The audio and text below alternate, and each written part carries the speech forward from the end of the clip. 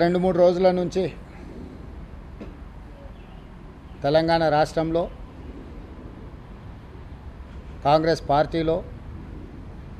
ప్రభుత్వంలో జరుగుతున్న పరిణామాలు వివిధ అంశాల ప్రాతిపదికన మీడియాలలో వార్తలు రావడం జరుగుతున్నది. జగిత్యాలకు సంబంధించిన డాక్టర్ సంజయ్ శాసనసభ్యుడిని ఈ ప్రభుత్వం రైతులకు చేస్తున్న రుణమాఫీ, ఈ ప్రభుత్వం అమలు చేస్తున్న 6 గ్యారెంటీల విషయంలో జగిత్యాల నియోజకవర్గ అభివృద్ధి కోసం వారు ప్రభుత్వానికి సహకరించి నడవాలని నిర్ణయించుకున్నారు. ఆ నిర్ణయాలలో భాగంగా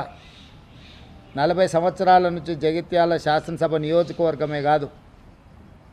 కరీంనగర్ జిల్లా ఆనాడు ఉమ్మడి ఆంధ్రప్రదేశ్లో కాంగ్రెస్ పార్టీ కార్యకర్తలకు అండగా నిలబడి ఎప్పటికప్పుడు ప్రజా సమస్యలను లేవనెత్తి ప్రజల పక్షాన నిలబడి కొట్లాడిన పెద్దలు జీవన్ రెడ్డి గారు జగిత్యాల శాసనసభ నియోజకవర్గంలో ఉన్న ప్రజలు కాంగ్రెస్ పార్టీ కార్యకర్తలకు వారు అండగా ఉంటూ వచ్చారు. ఈ జరిగిన పరిణామాలు కొంతవారు మనస్తాపానికి గురి అవ్వడం, మా వైపు నుంచి కూడా సంపూర్ణంగా సమన్వయం చేయడంలో పిసిసి తరఫున కూడా తీసుకోవాల్సిన ముందస్తు జాగ్రత్తలు తీసుకోకపోవడం వల్ల కొంత గందరగోళ పరిస్థితి ఏర్పడ్డది. తక్షణమే ఈ గందరగోళ పరిస్థితిని సరిదిద్దడానికి పార్టీ నాయకత్వం, ముఖ్యంగా మిత్రుడు శ్రీధర్ బాబు గారు చొరవ చూపించి పెద్దలు జీవన్ రెడ్డి గారిని సంప్రదించి అధిష్టానానికి వివరాలు అందజేసి అప్పటికప్పుడు హుటాహుటిన ప్రభుత్వానికి, కాంగ్రెస్ పార్టీకి, కార్యకర్తలకు ఎలాంటి కష్టం, ఎలాంటి నష్టం జరగకుండా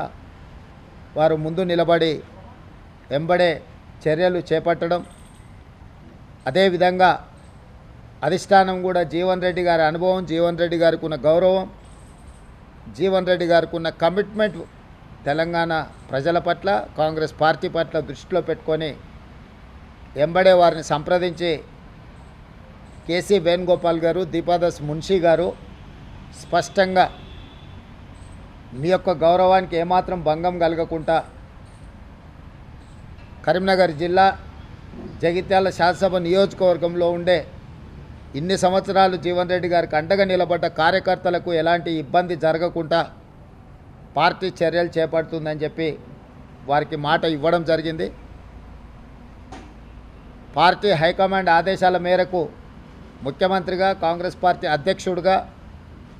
ఆ ఆదేశాలను అమలు చేసి జీవన్ రెడ్డి గారి యొక్క గౌరవాన్ని కాపాడి ఆ ప్రాంత కాంగ్రెస్ పార్టీ కార్యకర్తలను ఆదుకోవడానికి పార్టీ ఆదేశించింది, మేము నిర్ణయించుకున్నాం. కాబట్టి యథావిధిగా మళ్ళీ జీవన్ రెడ్డి గారు రెట్టించిన ఉత్సాహంతో ఈనాడు ప్రభుత్వం అమలు చేయబోయే రైతు రుణమాఫీ కావచ్చు, ఇతర సంక్షేమ కార్యక్రమాలు కావచ్చు, రాబోయే బడ్జెట్లో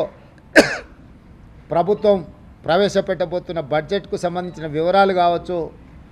వీటన్నిటిని కూడా ఉధృతంగా ప్రజలకు తీసుకెళ్లడానికి వారి అనుభవాన్ని, వారి శక్తి సామర్థ్యాలను పార్టీ వినియోగించుకుంటుంది. యథావిధిగా